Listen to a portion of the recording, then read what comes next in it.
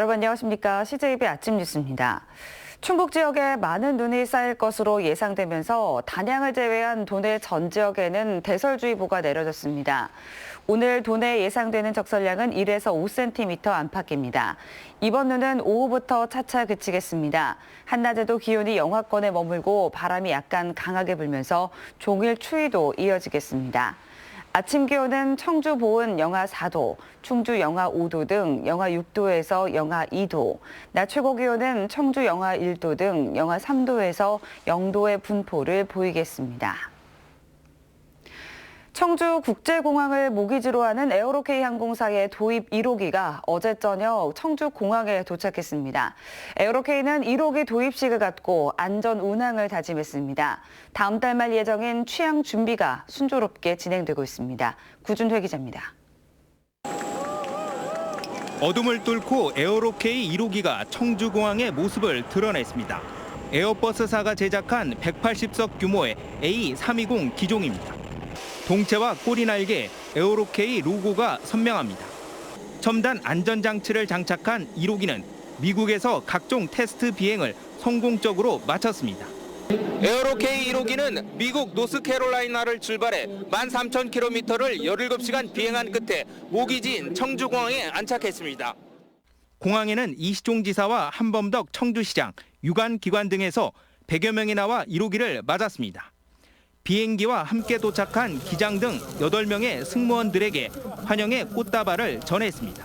인바운드 항공 쪽에 적극적인 그런 지원을 좀 해서 우리 그 외래 관광객이 우리 충북에 많이 올 수 있도록 하는데 많은 지원을 해나갈 그런 계획입니다.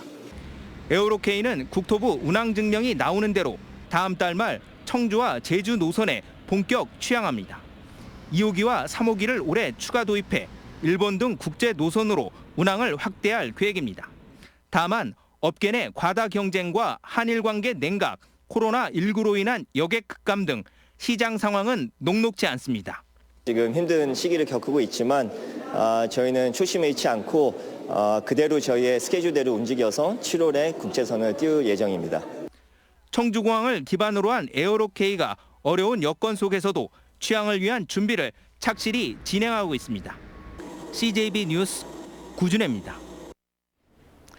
한 해 수백만 명의 관광객을 끌어들이던 수안보 온천은 이제 왕의 온천이라는 명성이 무색할 만큼 내리막을 걷고 있는데요.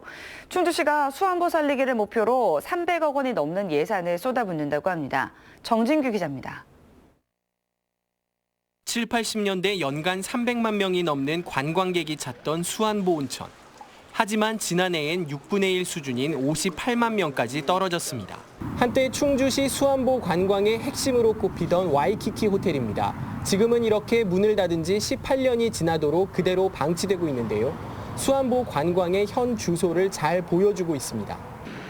단체 중심에서 가족 단위로 변화하는 관광 트렌드를 따라가지 못한 데다 우후죽순 생겨난 타 지역 온천과의 콘텐츠 경쟁력에서 밀렸기 때문입니다. 맞춰가지 못하다 보니까 시설이 좀 노후된 부분, 이런 부분이 있었기 때문에 수안보가 조금 쇠퇴하지 않았었나. 결국 충주시가 수안보 온천의 옛 명성을 되찾기 위한 사업을 시작합니다. 오는 2024년까지 302억 원을 투입하는 대규모 도시재생 사업으로 웰리스 온천과 일본의 료칸식 온천장, 온천수로 키운 먹는 식물원 등 모두 5개 단위 사업입니다. 볼거리, 즐길거리 해서 또 관광의 3대 요소지 먹거리까지 해서 옛날 영광을 찾지 않을까 저는 생각합니다. 이번 도시재생 사업은 주민 주도형 사업으로 추진되는 게 특징입니다. 주민들은 허브와 스파클링 등 온천장마다 각기 다른 테마로 단장하고 먹거리 등을 개발해 최신 트렌드에 맞춘 특화거리를 조성합니다. 주민들이 합심하지 않으면 이 사업이 이뤄질 수가 없기 때문에요. 당연히 주민협의체를 통해서 역량 강화하는 사업들이 가장 핵심이 돼서 이 사업을 추진하도록. 수질로는 여전히 전국 최고라는 수안보 온천이 왕의 온천이라는 권좌를 회복할 수 있을지 주목됩니다. CJB 뉴스 정진규입니다. 20년 전 밀레니엄, 즉 새로운 천년을 기념하며 이른바 타임캡슐을 묻은 학교들이 많았는데요. 어느덧 세월이 흘러 약속한 개봉 시점이 됐지만 개인정보 보호 문제에 걸려 꺼내볼 수가 없다고 합니다. 이태현 기자입니다. 청주의 한 초등학교입니다. 1999년 이 학교 학생들은 밀레니엄을 기념하며 운동장 옆 잔디밭에 자신들의 추억을 담은 상자, 타임캡슐을 묻었습니다. 20년을 지나 열어볼 시기가 이미 지났지만 개인정보를 이유로 쉽게 열어보지 못하고 있습니다. 개인정보가 많이 들어있는 거라서 만약에 이거를 개봉을 했을 때 안 찾아가면 그 후처리를 또 하는 과정도 협의 구성이 있어야 될 것 같다는. 청주의 한 고등학교도 비슷한 사정입니다. 20년 뒤를 기약하며 2000년도부터 해마다 학생들의 손편지와 소장품을 묻어오는 행사를 진행했는데 언제 열어봐야 할지 시기조차 정하지 못하고 있습니다.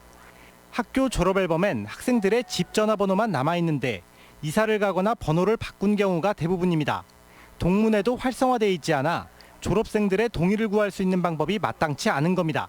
관련된 분들이 찾기도 힘들고 안 계시기 때문에 여쭤볼 수가 없어요.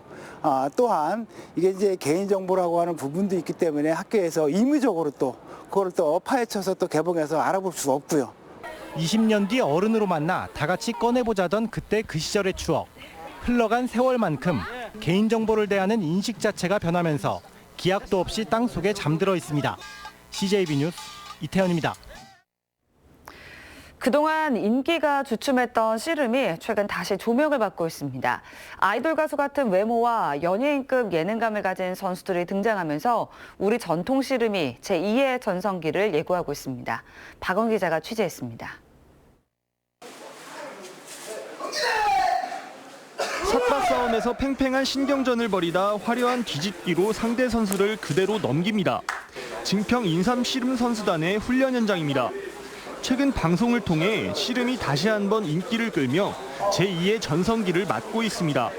경량급 선수들이 아이돌 가수 못지않은 훈훈한 외모와 근육질 몸매로 팬들을 사로잡고 있습니다. 숙소에 이제 택배로 이렇게 선물도 보내주시는 분들도 있고 편지나 뭐 시합장에 나가면은 이제 선물이나 편지로 이렇게 많은 관심을 가져주시는 것 같아요. 씨름에 꽂힌 백두급 선수들도 덩달아 주목받고 있습니다. 장사 타이틀을 통산 4번 거머쥐었지만 과거 8, 90년대보다 비교적 조명을 받지 못하다 최근 인기를 실감하고 있습니다. 남자 팬들보다는 여자 팬들? 그래서 저희도 덩달아 좀 활기가 돌아요, 씨름할 때. 네, 그래서 이제 좀 더 역동적으로 하게 되고. 씨름의 부활에 감독들도 감격스럽습니다. 선수들도 그런 응원이라는 것이 자기의 내재되어 있는 힘이 또 나올 수가 있거든요. 그런 부분에 있어서 좀 더 좋은 경기력이 나올 수 있다고 봅니다. 저는. 증평군이 시작한 씨름 컨텐츠 유튜브에도 일주일 만에 댓글이 수백여 개가 달리는 등 흥행몰이가 이어지고 있는 가운데 씨름이 인기 스포츠로 다시 한번 우뚝 일어서고 있습니다. CJB 뉴스 박원입니다. 제천 스포츠센터 화재 참사의 희생자와 유가족에 대한 손해배상의 규모가 121억 5천만 원에 이른다는 법원 판결이 나왔습니다. 청주지방법원 제천지원은 제천 화재 참사 유가족 80여 명이 건물주를 상대로 낸 손해배상 청구 소송에서 원고 승소 판결했다고 밝혔습니다.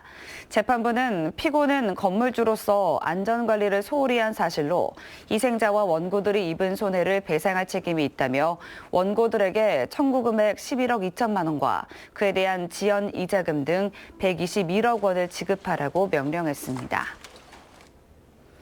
충청북도는 우한 규민에게 전달하고 남은 후원금을 진천과 음성군 내 취약계층을 위해 사용하기로 했습니다. 도는 오늘부터 이틀간 후원 금품의 활용 계획을 세워 진천 덕산과 음성 맹동의 취약계층과 사회복지시설에 배분할 계획입니다. 진천 출신의 이모선 전 경찰청 차장이 더불어민주당 중부 3군 총선 출마를 공식 선언했습니다. 임 전 차장은 민주당의 지속적인 출마 제의를 고사했지만 당과 지역 주민의 요청을 외면할 수는 없었다고 출마 이유를 밝혔습니다. 이에 따라 민주당 중부 3군 지역구는 예비후보 등록을 마친 임혜종 전 중부 3군 지역위원장과 박종국 전 머니투데이 더 리더 편집장, 김주신 극동대 부총장이 경쟁하고 있습니다. 청주시 주중동 밀레니엄 타운에 건설 중인 실내 빙상장이 예정보다 한 달가량 늦은 다음 달 31일 준공돼 오는 5월 개관합니다. 275억 원의 예산을 들여 건설되는 청주 실내 빙상장은 지하 1층, 지상 2층 규모로 전국 대회 등을 개최할 수 있는 빙상장과 컬링장, 1000석 규모의 관람석 등을 갖추게 됩니다. 충북소방본부는 내년까지 도내 모든 119 구급 차량에 경찰로 자동 연결되는 비상벨을 설치한다고 밝혔습니다. 이는 그동안 구급대원들이 좁은 차 안에서 주취자 등의 폭행에 무방비로 노출돼 있다는 지적에 따른 것입니다. 도내에서는 한 해 평균 5건씩 환자 이송 중 구급대원이 폭행 피해를 당하고 있습니다.